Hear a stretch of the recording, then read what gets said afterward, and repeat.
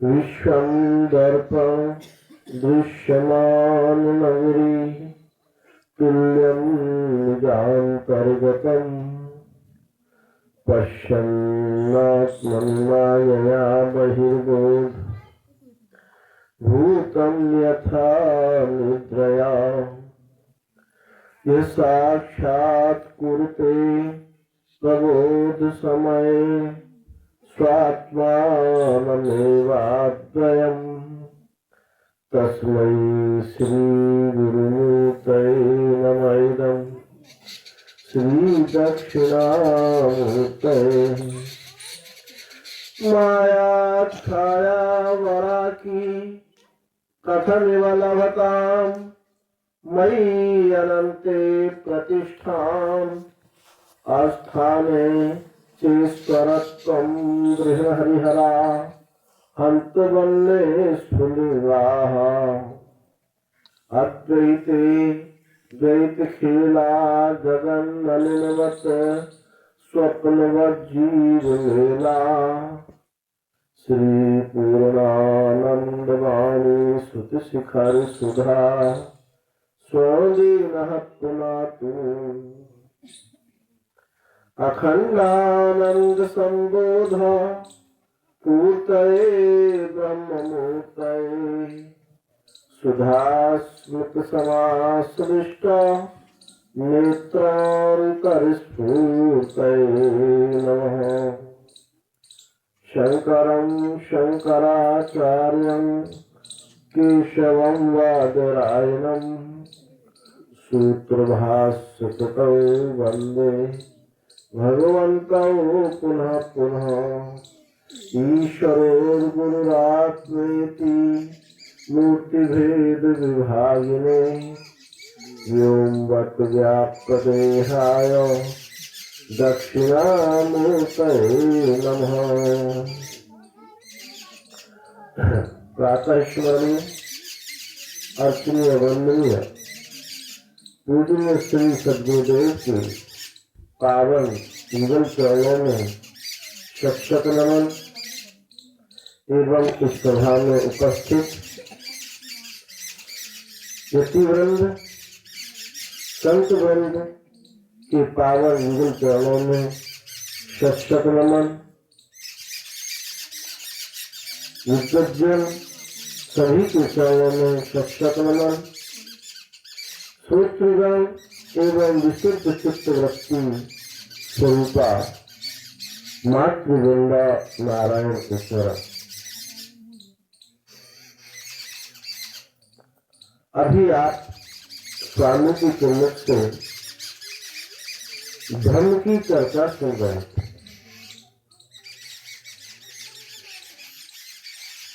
और सुन रहे थे कि अंतःकरण में भूसा भरा है, निकालना होगा तब जाकर के इसमें ज्ञान रूपी अमृत भरा जाएगा। तो देखो भाई, निकालने कोई जरूरत नहीं, भूसा को भरा रहने दो, बिल्कुल मत निकालो, एक टोकरी मत निकालो। हम कहते हैं आप समझ लो कि वस्तुतः ये भूसा का स्वरूप क्या है। क्या अगर निकालोगे तो उसमें कोई काल लगेगा, कोई स्थान दूसरी जगह डालोगे, निकालने के लिए कहीं डालना भी तो पड़ेगा ना, और निकालने में समय भी लगेगा। ऐसा काम ही क्यों करते हो कि निकालो कहीं डालो, फिर वहां से उठाओ, फिर और कहीं डालो। ये बिल्कुल काम ठीक नहीं। काम ये पहले देख लो कि ये भूसा वस्तुतः है क्या। एक रुई के गोदाम में, रुई के गोदाम से रुई निकालने के लिए कितना परिश्रम है। यदि रुई के गोदाम में एक दियासलाई की चिल्ली लगा दी तो कितनी देर लगेगी उसको साफ होने में। तो देखो, क्योंकि ये भूसा है ही नहीं, ये तो वस्तुतः आपका स्वरूप है।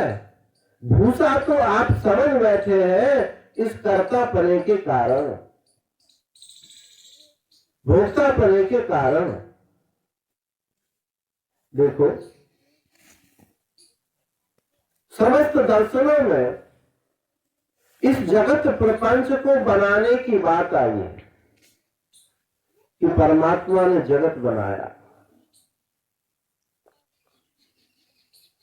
अब ये बात चलो ठीक है, बना दिया, पर प्रश्न ये उठता है कि बना किससे दिया, किस चीज से बनाया। आप घर बनाते हैं तो सीमेंट पत्थर रूढ़ी बजरपुर सब कुछ लगता है, तो ये परमात्मा ने किस चीज से बनाया, कहां से मैटेरियल लाया। ये मैटेरियल लाने का जहां से लाया था वहां पहले नहीं रहा होगा।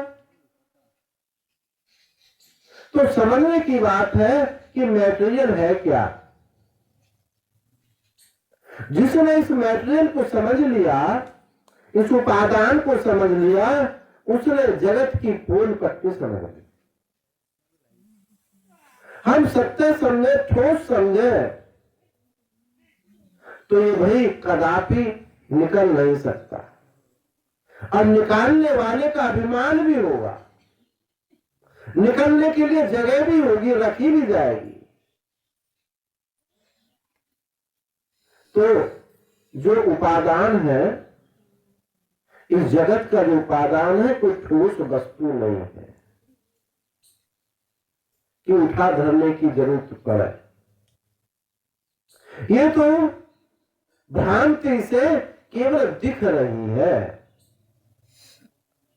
और भ्रांति चाहे 1 वर्ष की हो, चाहे 1000 वर्ष की हो, चाहे लाखों करोड़ों अनंत वर्ष की हो, उस भ्रांति की निवृत्ति होने के लिए कोई देर नहीं लगती। एक मुसलमान के 15 पत्नी थी, एक 2001 में हुई, एक 2002 में हुई, ऐसे एक एक करके उसने हर साल विवाह किया। 15 साल, 15 लगातार 15 वर्ष तक विवाह करता रहा। अब एक दिन मुसलमान जो है मर गया। अब पहले कौन सी विधवा हुई, पहले कौन सी विधवा हुई, 2015 साल वाली या 2001 वाली है? सब एक से होगी। हाँ, बस ऐसी बात यहाँ है। भ्रांति 1 साल की हो, 10 साल की हो, 50 साल की, 90 साल की, भ्रांति का कोई काल नहीं है, भ्रांति का कोई उपादान नहीं है, और भ्रांति का कोई देश नहीं। भ्रांति ये एक प्रेत की तरह है, भूत की तरह है, एक मन का एक ख्याल है। इसलिए विद्वान लोग कहते हैं कि मन नाम की कोई चीज नहीं है। जब चैतन्य ही किसी आकृति को पकड़ने लगता है तो वही मन हो जाता है। कोई मन ठोस वस्तु नहीं। इसलिए ये समझ लो, या तो इस जगत का उपादान कारण परमात्मा है, वही बनाने वाला है, वही बनने वाला है।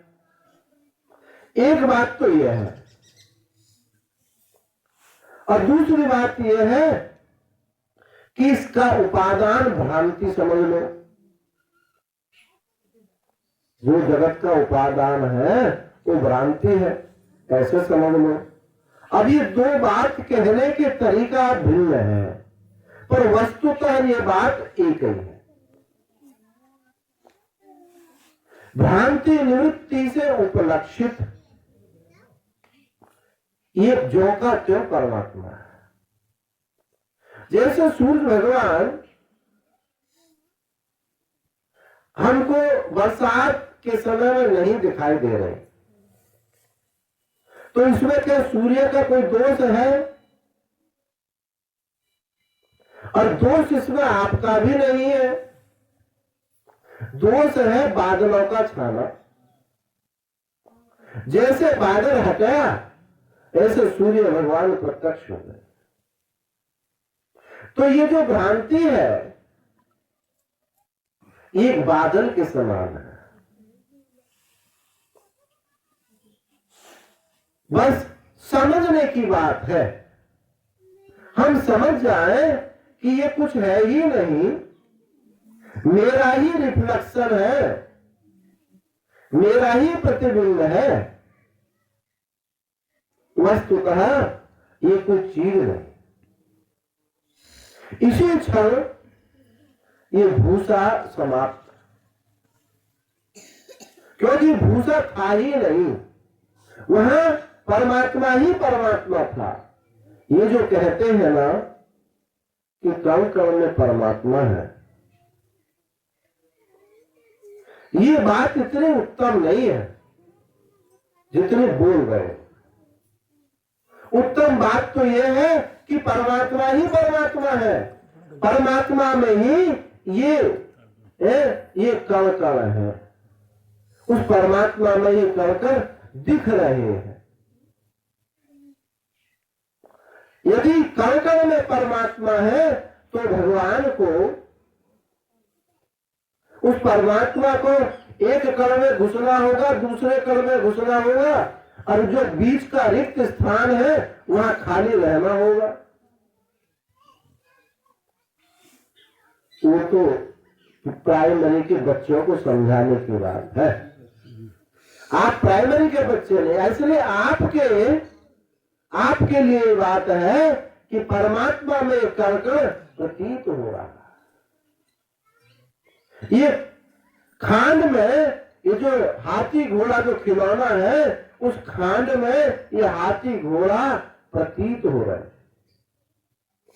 इसलिए जब ये बात समझ में आ जाती है कि जगत जो है, इसका जो उपादान है, इसका मैटेरियल है वो सत्य चित्त आनंद। जब निमित्त भी वही है, बनाने वाला भी वही है, बनने वाला भी वही है, तो वस्तु कोई बनती नहीं, क्योंकि वस्तु के बनने के लिए कोई एक देश चाहिए, एक काल चाहिए, और कुछ उपकरण भी चाहिए। जब घड़ा बनाया जाता है तो मिट्टी भी चाहिए, समय भी चाहिए है, और उसके लिए ताकत भी चाहिए, घुमाने के लिए चाक भी चाहिए। और यहाँ का है नतस्य कार्य कर्म विद्यते स्वाभाविक ज्ञान वनक क्रिया च। श्रुति कहती है लवा के कार्य कर कुछ है ही नहीं, स्वाभाविक ज्ञान वनक क्रिया च। ये स्वाभाविक ज्ञान बल क्रिया है, अर्थात वही है। जब क्रिया को अन्य देखने लगे, इसको स्थूल समझने लगे, बार बार अभ्यास करते हुए आपने इसको ठोस मजबूत सत्य समझ लिया। हम रोज स्वप्न देखते हैं, और जागने के बाद आपको पता चलता है कि झूठा है, झूठा ही था। आपको सत्य मालूम नहीं पड़ता, क्यों? उससे एक स्वप्न से दूसरे स्वप्न में चले गए। जो स्वप्न था उसमें अब जागृत स्वप्न में चले गए। यदि हम स्वप्न से पूर्ण रूप से जाग जाएं, पूर्ण जागृत में आ जाएं, तो फिर कदापि स्वप्नांतर नहीं होगा। हम जागते नहीं है, जिस क्षण जाग गए उस क्षण ये मोह विलास सब समाप्त हो जाता। तो हम जागना हमको चाहिए, उत्तिष्ठा जागृत प्राप्य वरान निरोधक। यह श्रुति कह रही पहले उठो फिर जागो। और आप क्या करते हो? पहले जागते फिर उठते हैं। तो आप गलत है या श्रुति गलत है? आप गलत है या श्रुति गलत है?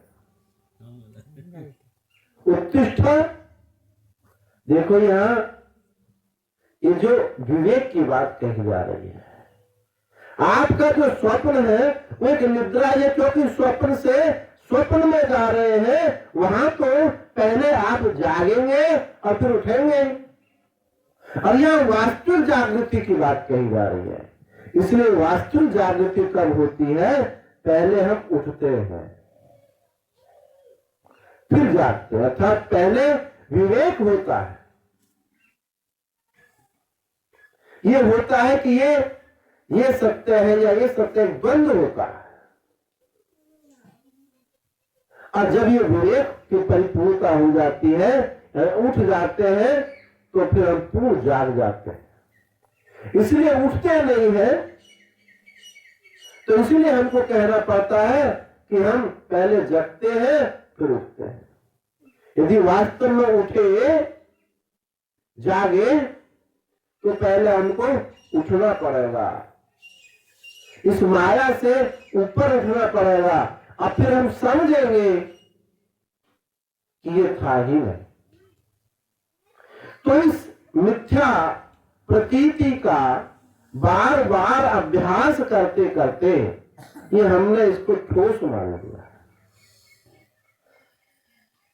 दीर्घ स्वप्न निमन विद्धि। वशिष्ठ जी महाराज कहते हैं कि हे राम जी, ये दीर्घ स्वप्न है। आप कहते हैं कि स्वप्न, ये स्वप्न है। उमा कहूं मैं अनुभव अपना, सत हरि भजन जगत सब सपना। आप कहते, रोज कहते हो, और चौपाई को पढ़ करके निकल जाते हो, पर कभी विचार नहीं करते। अभी सुन रहे थे ना वकील साहब सर, शक्ति वृत्ति से देखते हैं, लक्षणा वृत्ति से नहीं देख रहे, लक्ष्य को नहीं देख रहे, केवल उसका वाच्यार्थ देखते हैं। यदि लक्ष्यार्थ से पढ़े तो एक चौपाई बहुत है, आधी चौपाई बहुत है। तो इस स्वप्न का बार बार अभ्यास करते करते हमने इसको बड़ा मजबूत दीर्घ बना लिया। देखो, एक बर्तन बनाने वाले थे, कुंभकार, और ऐसा कुछ था कि जो रोज स्वप्न में जब सोते थे तो स्वप्न में रोज राजा हो जाते थे। ऐसा उनको स्वप्न आता था कि रोज राजा हो जाए, और दिन में बर्तन बनाए, रात को राजकाज करें। अब उनकी ऐसी वृत्ति हो गई कि वो जगना चाहते ही नहीं थे, सोते ही रहा, वो सोते ही रहना चाहते थे। बस अगर कोई आकर के महात्मा जगाने में हिलाओ जुलाते भी है यहाँ आकर के, तो थोड़ी बहुत देर के लिए अंगड़ाई लेते हो, क्योंकि रस तो वहां लिया है। राजा बने हैं ना, वहां राजा बने हैं, सब अपने अपने पद पर आसीन है। कोई पिता के पद पर, माता के पद पर, कोई सास के पद पर, सब आसीन है, अपने अपने पदों का सब उपयोग कर रहे हैं, अर्थात सब राजा बने हैं। तो भाई जब राजा बन रहे हैं तो फिर हम भाई वास्तविकता कैसे जाने? वास्तविकता यही है। विचार करके देखो कि यदि वास्तविकपना राजा होता तो मेरी आंख खुलती क्यों? एक आध बर्तन में क्यों बनाता?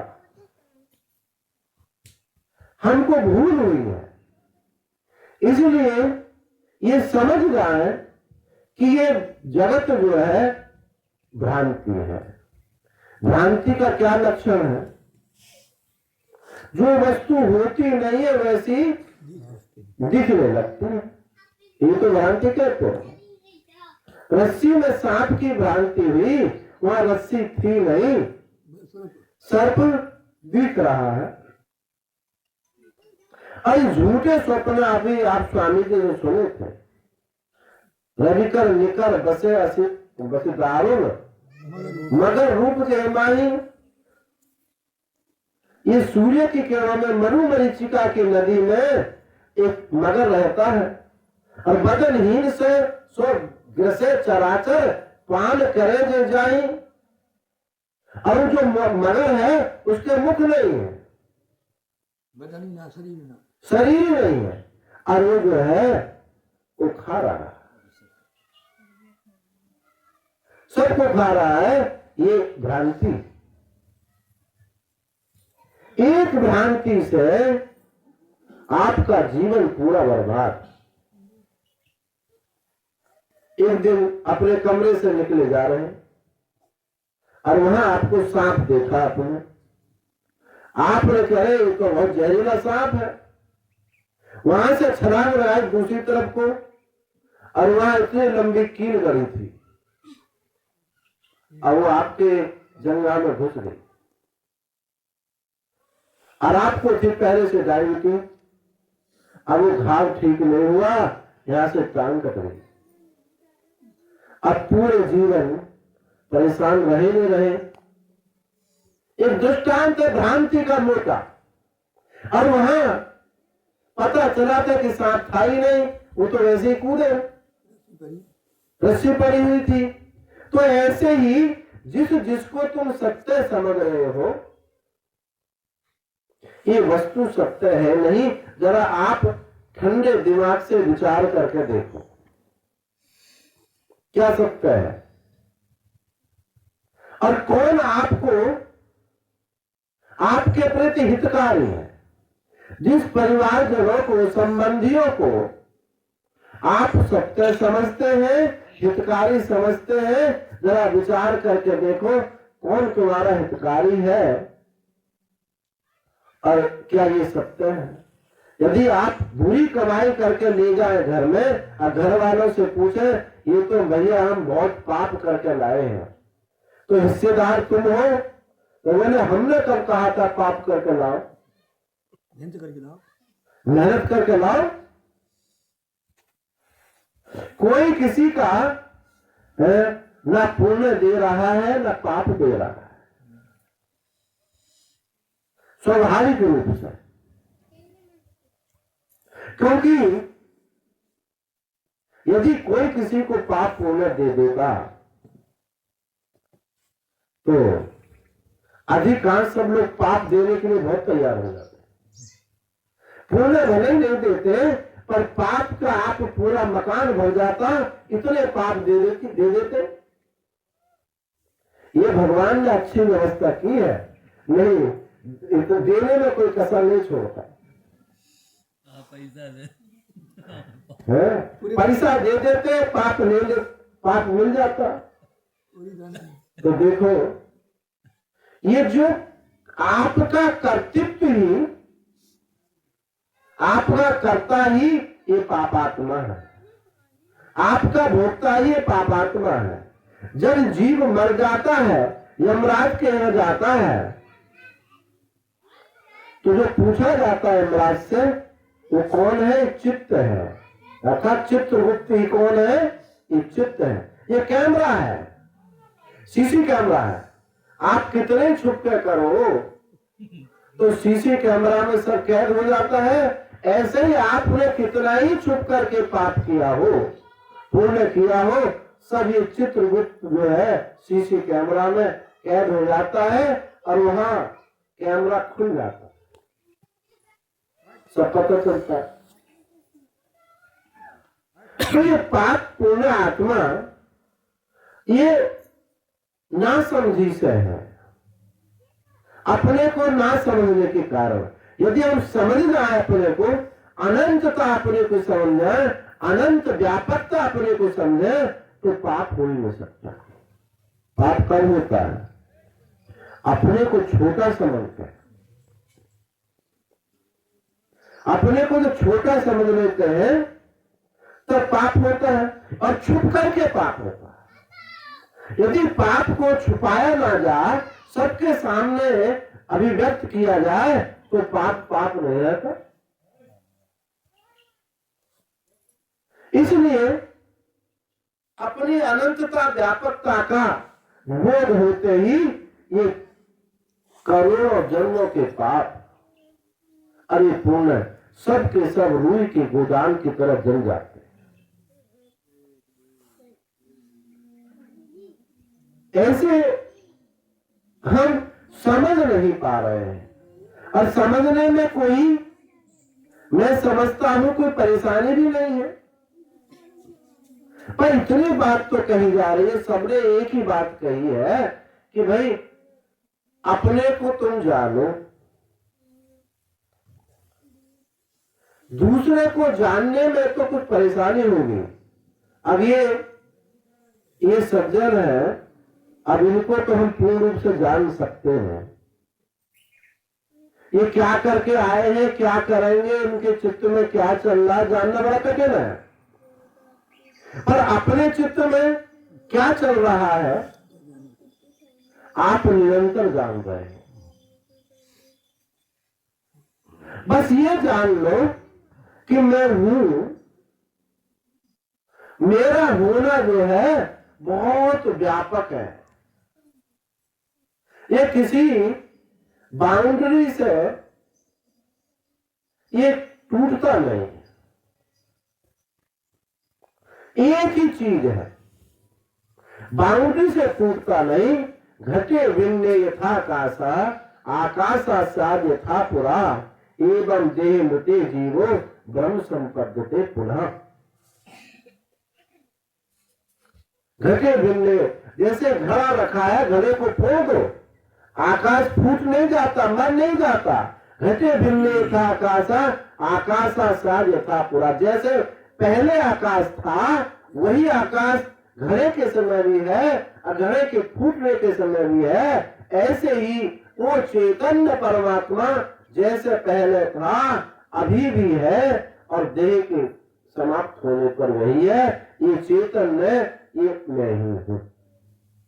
बस कितनी बात बताई जा रही है। सारे सत्संग, सारे शास्त्र सब एक ही बात, इतनी सी बात बताते हैं। अब इस बात को समझने में क्या समझ नहीं आती। अपने को स्वीकार कर लो कि मैं हूं, बस। बोले हम तो रोज कहते हैं कि मैं हूं, सबसे लड़ने जाते हैं, सबसे मैं हूं के समझ के तो लड़ने जाता हूं। अरे भाई आप हूं समझ के नहीं जाते, आप देह समझ करके, देह समझ के, अंतःकरण समझ के जाते हो। देह को, अंतःकरण को अलग रख करके आप अपने हूं को देखो तो महाराज कोई देरी दूरी स्थान काल वस्तु का कोई भेद ही नहीं है, कुछ भेद है ही नहीं। और यही मुक्ति है। मुक्ति कोई देश काल में जाकर के, किसी वैकुंठ में जाके, साकेत में जाकर के मुक्ति नहीं होती। वो मुक्ति, उनको सापेक्ष मुक्ति कहते हैं, वो आती है और जाती है। एक बार हनुमान जी महाराज राम जी के चरणों में बैठे हुए पुष्प वाटिका में सीता जी के साथ बैठे हुए थे श्री राम जी। तो लक्ष्मण जी ने कहा, प्रभु मेरा एक प्रश्न है। तो कहो हे प्रभु, अब मेरा एक प्रश्न है। तो भगवान बोले, कहो हनुमान जी। बोले मुक्ति क्या है महाराज? मैं ये उपनिषद, मुक्ति को उपनिषद है वेद का, अथर्ववेदीय उपनिषद, उसमें एक कथा है। भगवान मुक्ति क्या है? तो भगवान राम जी कहते हैं कि मुक्ति दो प्रकार की होती है। एक मुक्ति सापेक्ष होती है, एक मुक्ति निरपेक्ष होती है। सापेक्ष मुक्ति भी 5 प्रकार के होते हैं। सालोक्य, सामीप्य, सारूप्य, सायुज्य, सामीप्य और साष्टी। ये मुक्ति जो है उपासना के द्वारा भाव बना करके मन को सदाकार करके प्राप्त होती है। सालोक्य मुक्ति क्या है? भगवान के लोक में वास करना। सायुज्य मुक्ति क्या है? कि भगवान से एक हो जाना, उनके गले की हार बन जाना, कौस्तुभ मणि बन जाना, क्रीट कुंडल बन जाना। सालोक्य मुक्ति क्या है? भगवान के लोक में वास करना, उनका कोई पार्षद बन जाना,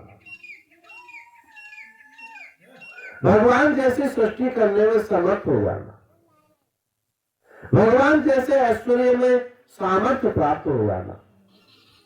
परंतु ये हनुमान जी जो मुक्ति है, ये किसी एक काल में होती है, किसी एक स्थान में होती है।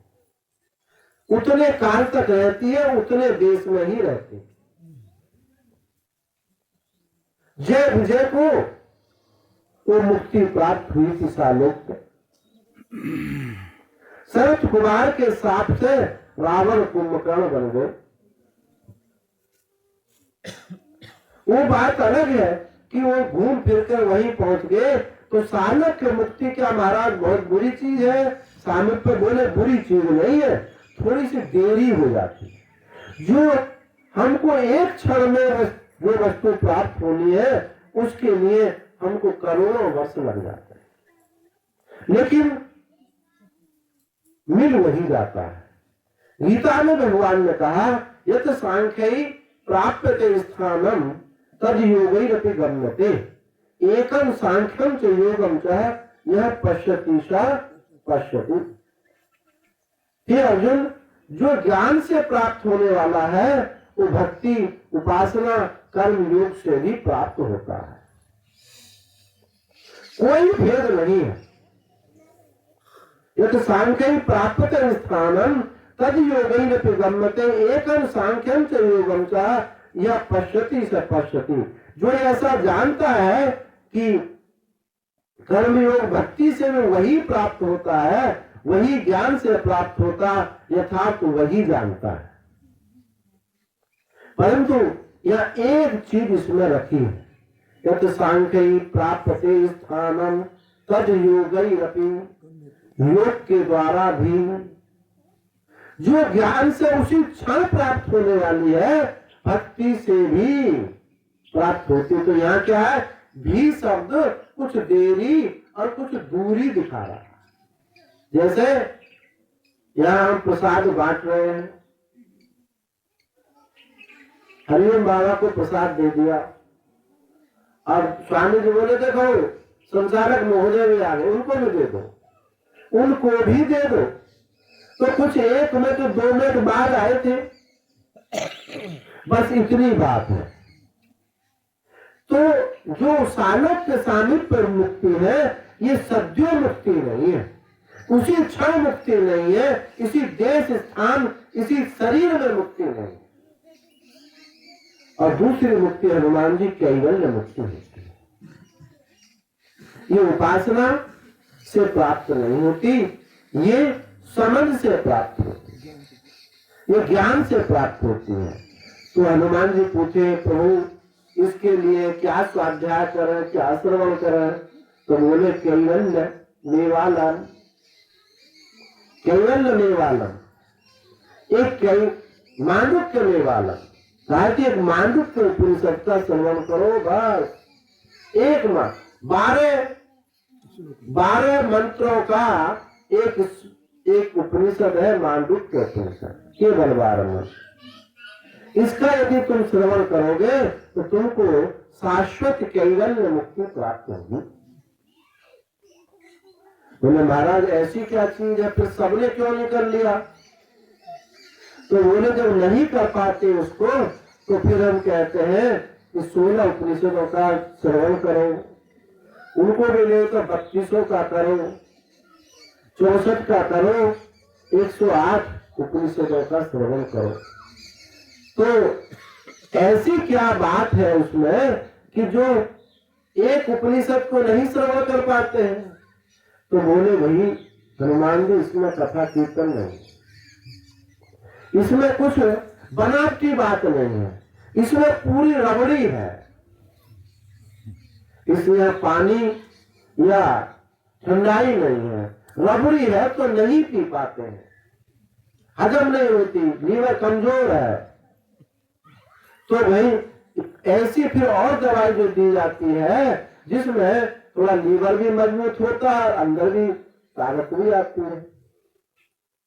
तो इस सत्संग में तो सब चीज मिली है, उपनिषदें भी मिली है, उपासना के प्रसंग भी आए हैं। ऐसा नहीं कि किसी ने भक्ति आदि को तिरस्कार किया हो, ऐसा नहीं है, क्योंकि तिरस्कार करने की वो चीज ही नहीं है। अभी हमने कहा शाम की प्राप्त स्थानम तदियो विरति, उसका निषेध किया ही नहीं जा सकता, क्योंकि साधनम तो निवर्तकत्वात्, जो साधन है, किसे साधन कहते हैं? जो निवर्तक है, हटाने वाला है। यदि ग्रहण करने वाला है तो उसको हम साधन नहीं कह सकते, उसको हम साधन नहीं कहते, क्योंकि साधन तो जो आपकी परतें चढ़ी है ना, इन परतों को हटाने के झूठे झूठे जो संकल्प आपने ओढ़ रखे हैं, इन संकल्पों को हटाने के लिए साधन है। साधन कुछ पाने के लिए नहीं है, क्योंकि साधन से जो वस्तु प्राप्त होती है वो साध्य होता है, और परमात्मा साध्य होता नहीं। क्या है चौपाई मानस की जिसमें साधन का निषेध किया है? चौपाई है ना, हाँ, मेरी कृपा से पाता है। तो कृपा क्या है? भगवान की शरणागति, भगवान का अपने अस्तित्व को भी जो हम बता रहे थे, अपने होने को स्वीकार कर लेना। मैं हूं, आपने जब मैं हूं कहते तो मैं हूं, परंतु स्वीकार क्या करते? देह को, अपनी प्रतिष्ठित मान प्रतिष्ठा को, मैं इतना बड़ा जमींदार हूं, इतना बड़ा मैं ऑफिसर हूं, इस बात को स्वीकार करके कहते कि ये मैं हूं। पर वस्तुतः आपका ये असली पता नहीं है, ये पता तो शरीर का है, अंतःकरण का पता है। आपका पता जिस दिन अपना पता लगा उस दिन सबका पता लगा, और जो सबका पता ढूंढने जाता है, अपना पता है नहीं, वो दूसरे का भी पता नहीं लगाता। झूठी समझ, झूठी ही अभिमान होता है कि मैं उसको जानता हूं। आज बता दीजिए कि कौन पूर्णतया जितना अपने को जानते तो दूसरा को जान सकता है। आज तक कोई न जाना न जान सके। जब दूसरे को पूर्णतः जानेगा महात्मा को, इसलिए महात्मा ही जान पाता है। क्यों? वो आवरण इन परतों से रहित है। इसलिए मैंने एक दिन और कहा था कि महात्मा को या तो जिज्ञासु जानता है या महात्मा को महात्मा जानता है। जिज्ञासु भी इन परतों को छुड़ाना चाहता है, इनसे मुक्त होना चाहता है, और महात्मा छोड़ चुका है। इसलिए चैतन्यता की एकता है। जब तक एकत्व नहीं होता तब तक वो जान नहीं सकता।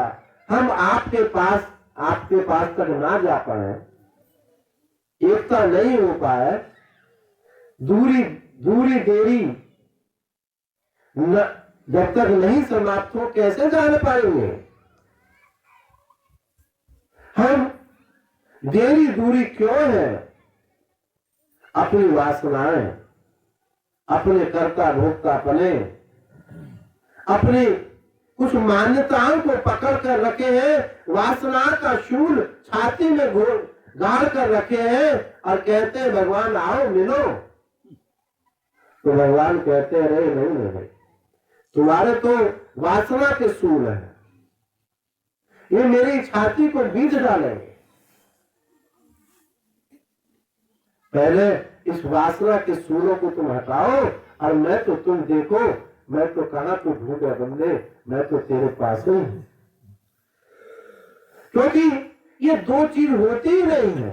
इन वासना आवरण परतों के कारण दो दिखाई दे रही है, वस्तुतः ये दो नहीं है, यही वास्तविक है परमात्मा का मिलन।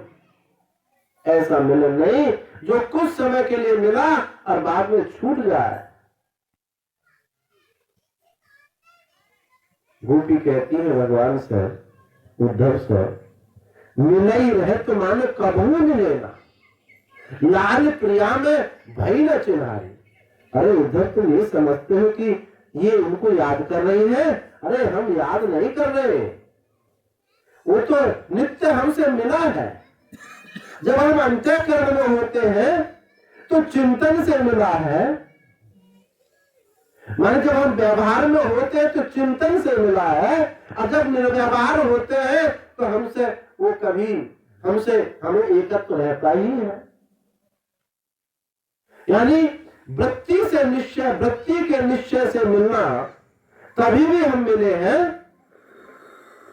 और जब वृत्ति नहीं होती तो आत्म रूप में कभी दो हुए ही नहीं। लाल प्रिया में श्री जी और श्याम में कभी भेद नहीं हुआ। हम भेद यही हुआ है कि जब तक इस दृश्य प्रपंच को सत्य समझते हैं,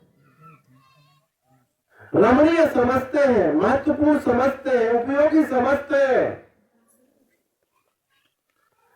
तभी तक हम उस परमात्मा से विमुख हैं।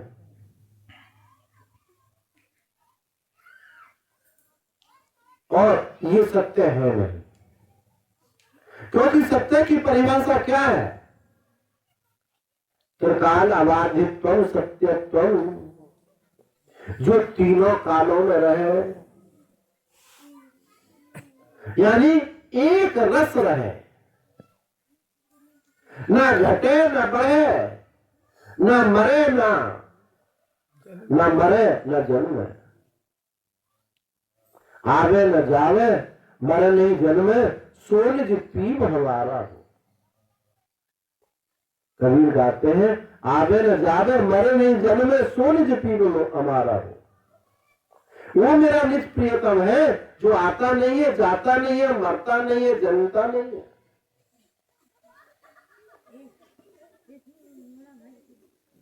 वो ऐसा परमात्मा ये एक मुझसे हमेशा एक रहता है। जब हमने झूठी चीज को सत्य माना तो परमात्मा पीछे हट जाते हैं, पीछे हटे। और ये झूठी चीज क्यों है? झूठा किसे कहते हैं? मिथ्या किसे कहते हैं? देखो, असत और मिथ्या में अंतर है।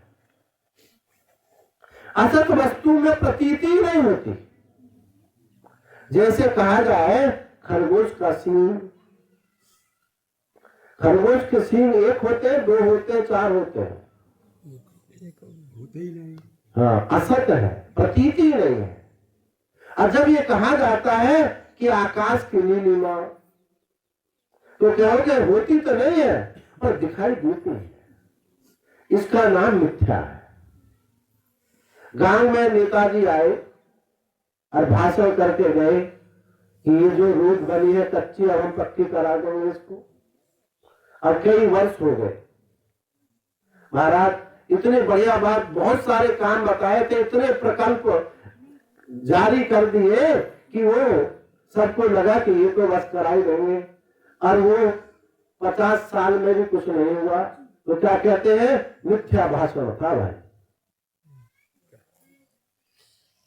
तो ये जगत भी बिल्कुल ऐसा ही मिथ्या है। आज रहता है, कल आज है, कल नहीं है।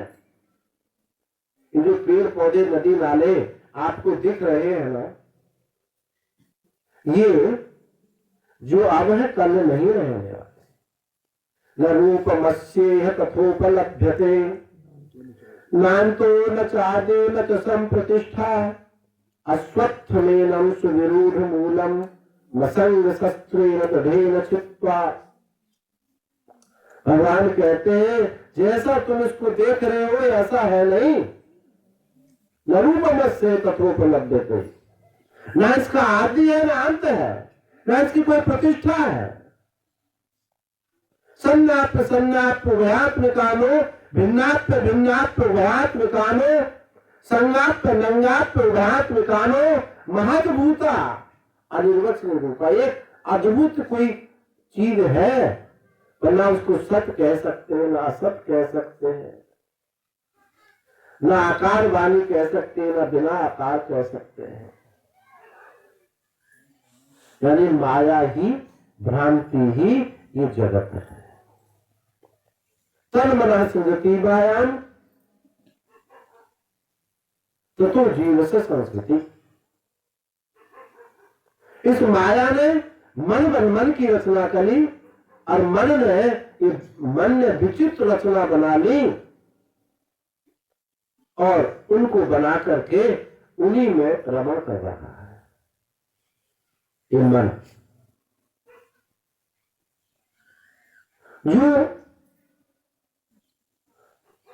खुद बनाया और खुद बना करके रमण कर रहा है, तो बनाने वाला और बनने वाला दो चीज नहीं। जैसे पूर्ण नाभि मकड़ी का दृष्टांत शास्त्र में दिया जाता है। मकड़ी स्वयं जाला बनाती है और स्वयं उसको निकल जाती है, इसलिए कोई कुछ होता नहीं। तो बात हमने प्रारंभ की थी कि जगत की, कि जिसको आप इतना महत्ता उपयोगिता सत्ता देते हैं, विचार करके देखें। उमा कहूं मैं अनुभव अपना, सतहरि भजन जगत सब सपना। ये बस सपने की तरह है नहीं, सिद्धता वर है। अब इसके कुछ सूत्र हम बता देते हैं क्यों नहीं है। स्वाधिष्ठाने भासमानत्व मिथ्यात्व। एक सूत्र दिया जो अपने अधिष्ठान में, अपने आधार में जो दिखता उसका अभाव है, वो वस्तु होती नहीं। अब जैसे देखो ये फोन है, ये वही रखा है जहां ये था नहीं। यानी फोन अपने अभाव में रखा हुआ, अपने अभाव में जो वस्तु रखी होती है वो वस्तु होती नहीं है। अब इस बात को श्रुति भी प्रतिपादित करती है, वेद भगवान भी कहते हैं तस्मात् आकाश संभूतः आकाशाद वायु। चलो आगे की बात छोड़ दो, यहीं तक रहो। उसी परमात्मा से आकाश हुआ और आकाश से ये वायु, अग्नि, जल, पृथ्वी, ये संपूर्ण दृश्य प्रपंच। तो आकाश माने क्या होता है? अवकाश, शून्य होता है, पूर्ण। तो ये पूर्ण में, शून्य में खड़ा हुआ है। इसका जो आधार है, अभी कहा था ना स्वामी जी ने, तुलसीदास जी महाराज कहते हैं शून्य भीति पर चित्र रंग ने तनु भी लिखे थे। दीवार यहां शून्य है, शून्य से खड़ा हुआ, शून्य भीति पर चित्र रंग ने, बिना शून्य भीति पर चित्र बना हुआ है और रंग बिना रंग के बना है, बिना ब्रश के बना है, बिना बनाने वाला भी नहीं है, आकार नहीं बनाने वाले का, अचित्र रंग बन गया, एक चित्र बन गया। और कहते धोए मिटे ना मिटे भीत दुख पाइए, यही तो नहीं है रे। और धोते हैं तो मिटता नहीं, धोए मिटे नहीं, धोने से धुलता नहीं, मिटता नहीं, मरता नहीं। और ये संसार चित्र है, ये शून्य। इसका आधार क्या है? शून्य। जो वस्तु शून्य से उत्पन्न हो, जिसका बाप ही ना हो, वो वस्तु क्या होती है? एक सूत्र। दूसरा सूत्र समझिए, शून्यत्वात् मिथ्यात्वम्, सब दृश्यत्वात् मिथ्यात्वम्, जो वस्तु दृश्य होती है वो झूठी होती है, क्योंकि बदल जाती है। पहले नहीं थी, आगे नहीं रहेगी। इसलिए जो विवेकी है वो तो कहते हैं भैया दिखाई देता इसलिए झूठा है, और अज्ञानी कहते हैं आंखों से देखा इसलिए सच्चा है, दिख रहा है इसलिए सच्चा है, और विद्वान कहते हैं कि दिख रहा है इसीलिए झूठा है। जो जो दिखे वो सब दृश्य, जो दिखे वो सब नासी विनाशी, और देखने वाला अविनाशी।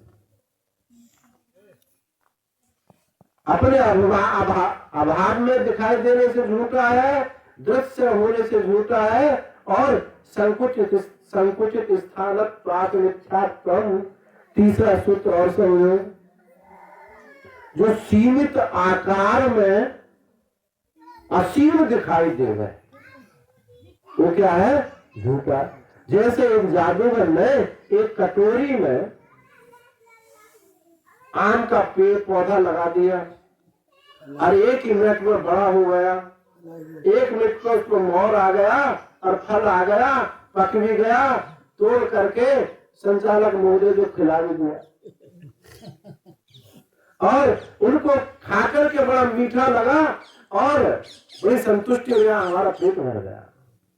अब बताइए कटोरी में आम का पौधा कैसे लग सकता है? असंभव।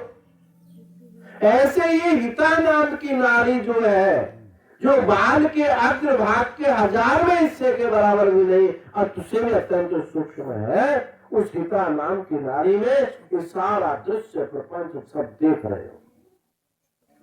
संकुचित स्थानत्वात् मिथ्यात्वम्, ये वही देख रहे हो, उस संकुचित स्थान में देख रहे हो, इसलिए मिथ्या है। कितने कारण आपको बता सकते हैं इस जगत के मिथ्यात्व के, और ये मिथ्यात्व यावत यावत अवज्ञा से तावत तावत दक्षिण, जैसे जैसे इस दृश्य प्रपंच की अवज्ञा हो जाती है, इसकी सत्यता नश्वरता समझ में आ जाती है, नश्वरता समझ में आ जाती है, ये उसी क्षण फीका पड़ता चला जाता है, ये मुरझा जाता है। तो बाधा, ये जो भ्रांति है, ये कोई ठोस वस्तु नहीं है कि इसको निकाल फेंकने की जरूरत नहीं है, यही क्या यही ज्ञाने पर ही समाप्त करते, यही इसको ज्ञान रूपी आग जला दो, निकालने उकालने कोई जरूरत नहीं। भागवत में प्रसंग आता है हंसोपाख्यान। हंसोपाख्यान क्या है? सनकादिक ब्रह्मा जी के पास गए और उन्होंने प्रश्न किया कि हे पितामह, कि जगत प्रपंच ये चित्त विषय जो है चित्त में चले गए हैं और चित्त ये विषयों में घुस गया, अब इनको अलग अलग कैसे करें? तो ब्रह्मा जी महाराज सृष्टि कार्य में लगे हुए थे। नाधि पश्चात कर्मधि, कर्म में बुद्धि होने के कारण सनत कुमार का प्रश्न ही नहीं समझे। जो आज कह रहे थे ना कि ज्ञान चर्चा क्यों नहीं समझते हैं, क्योंकि चित्त जो है कहां कहां फेंक रखा है। किसी ने धन में, पुत्र में, भैंसिया में, गैया में, जॉब में, सब में फेंक रखा है, तो चित्त तो वहां रखा है, अब सुने कैसे जाए? गोपिया ने कहा था मेरा मन अनंत